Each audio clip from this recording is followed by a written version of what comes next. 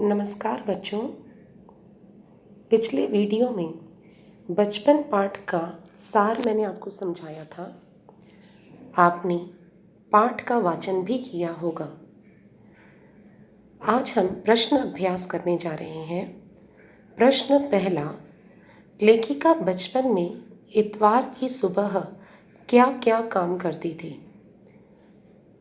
इसका उत्तर रहेगा, लेखिका बचपन में रविवार की सुबह अपनी मोजे धोती थी, फिर जूते पॉलिश करके उसे कपड़े या ब्रश से रगड़कर चमकाती थी। प्रश्न दूसरा, तुम्हें बताऊंगी कि हमारे समय और तुम्हारे समय में कितनी दूरी हो चुकी है। इस बात के लिए लेखिका क्या क्या उदाहरण देती है? लेखिका अपने समय से आज के समय की दूरी को दर्शाने के लिए कई उदाहरण देती है।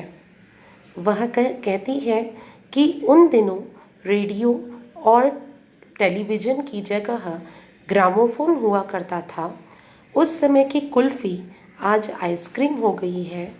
कचौड़ी और समोसा अब पैटीज़ में और शरबत कोल्ड ड्रिंक में बदल गए हैं। उनके समय में कोक नहीं, लेमनेड विम्टो मिला करती थी। प्रश्न तीसरा, पाठ से पता करके लिखो कि लेखिका को चश्मा क्यों लगाना पड़ा। चश्मा लगाने पर उनके चचेरे भाई उन्हें क्या कहकर चिढ़ाते थे? लेखिका को रात में टेबल लैंप के सामने काम करने के कारण चश्मा लगाना पड़ा। उनके चचेरे भाई ने चश्मा लगाने पर उन्हें छेड़ते हुए कहा, आँख पर चश्मा लगाया ताकि सूझे दूर की, यह नहीं लड़की को मालूम सूरत बनी लंगूर की। प्रश्न 4, लेखिका अपने बचपन में कौन कौन सी चीज़ें मज़ा ले लेकर खाती थी? उनमें से प्रमुख फलों के नाम बताइए। लेखिका रात में सोते समय चॉकलेट मज़ा ले लेकर खाती थी। इसके अतिरिक्त चेस्टनट, चना जोर गरम, अनारदाने का चूर्ण, फलों में शिमला के खट्टे मीठे फल, रसभरी कसमल भी उसे बेहद पसंद थे। लेखिका संस्मरण से आगे। प्रश्न पहला, लेखिका के बचपन में हवाई जहाज़ की आवाज़ें, घुड़सवारी, ग्रामोफोन और शोरूम में शिमला कालका ट्रेन का मॉडल ही आश्चर्यजनक आधुनिक चीज़ें थीं। आज क्या क्या आश्चर्यजनक आधुनिक चीज़ें तुम्हें आकर्षित करती हैं? इसका उत्तर रहेगा, आज हमें टेलीविज़न, मोबाइल, इंटरनेट, रोबोट आदि चीज़ें आकर्षित करती हैं। प्रश्न दूसरा, अपने बचपन की कोई मनमोहक घटना याद करके विस्तार से लिखिए। ये प्रश्न आपको स्वयं आप अपने आप करेंगे।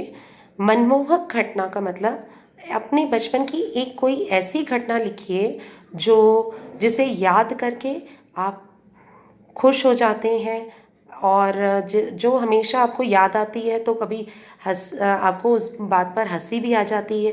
तो ऐसी कोई यादगार घटना आपको लिखनी है। ऐसी कोई घटना नहीं लिखनी है जिसे सोचकर आपको दुख हो। आपको ऐसी घटना लिखनी है जिसे याद करने के बाद में आपको सुख प्राप्त होता हो। अनुमान और कल्पना। सन 1935 और 40 के लगभग लेखिका का बचपन शिमला में अधिक दिन गुजरा। उन दिनों के शिमला के विषय में जानने का प्रयास कीजिए। इसका उत्तर रहेगा 1935 और 40 के शिमला का के बारे में जो लेखिका ने बताया है कि शिमला उस वक्त भी बहुत खूबसूरत हुआ रहता था।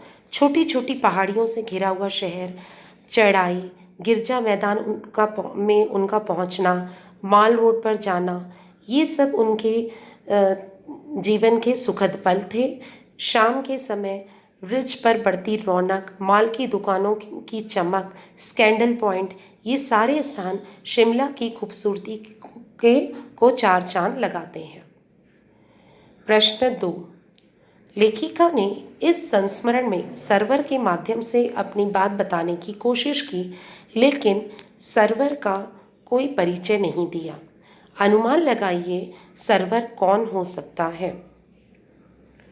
यहाँ पर सर्वर के बारे में उन्होंने जानकारी नहीं दी है, लेकिन हम अनुमान लगा सकते हैं कि सर्वर कोई पत्रकार हो सकता है, उनका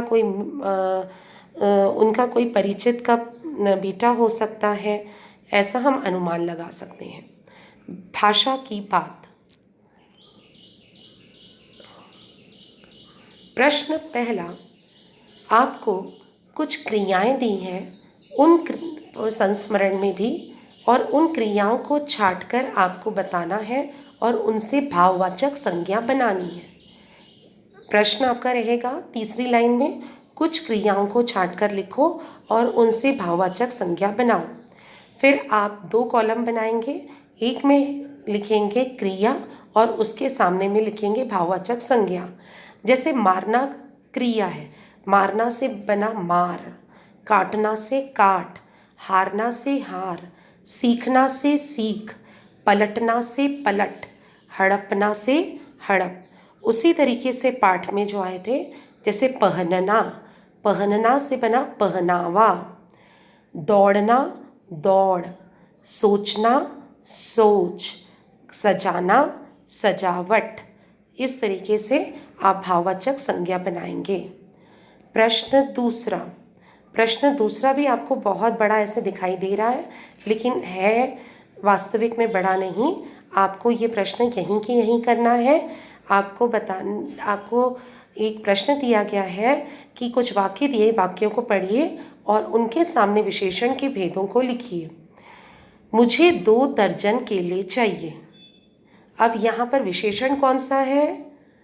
2 दर्जन। 2 दर्जन मतलब 1 दर्जन मतलब 12, 2 दर्जन मतलब 24, तो संख्या को दर्शा रहा है, तो यहाँ पर रहेगा संख्यावाचक विशेषण। 2 किलो अनाज दे दो। अनाज की विशेषता कौन से शब्द बता रहे हैं? 2 किलो, तो 2 किलो रेखांकित करेंगे परिमाणवाचक विशेषण। कुछ बच्चे आ रहे हैं। कुछ, अब बच्चों को हम गिन सकते हैं, लेकिन यहाँ पर संख्या नहीं है, अनिश्चित संख्यावाचक विशेषण।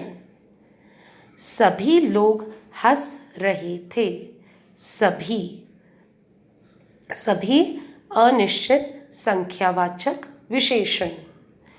तुम्हारा नाम बहुत सुंदर है।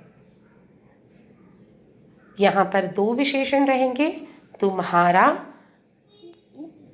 सार्वनामिक विशेषण, सुंदर गुणवाचक।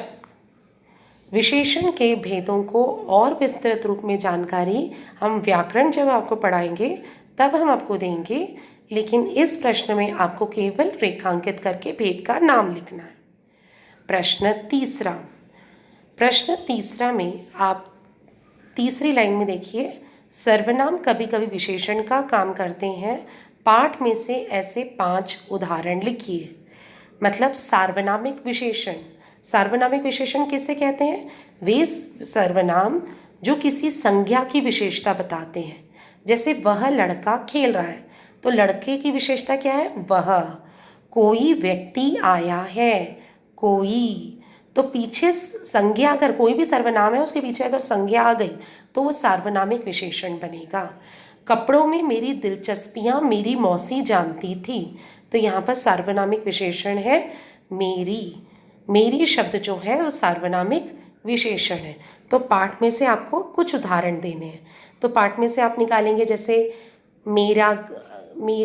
आप लिखेंगे अपने बचपन, तो अपने शब्द सार्वनामिक विशेषण है। तुम्हारी दादी, तुम्हारी दीदी, तो तुम्हारी शब्द। हमारा घर, हमारा। उन दिनों, उन। कुछ करने को के जो प्रश्न है वो आपको नहीं पूछे जाएंगे, तो इसीलिए वे प्रश्न आपको नहीं करने हैं।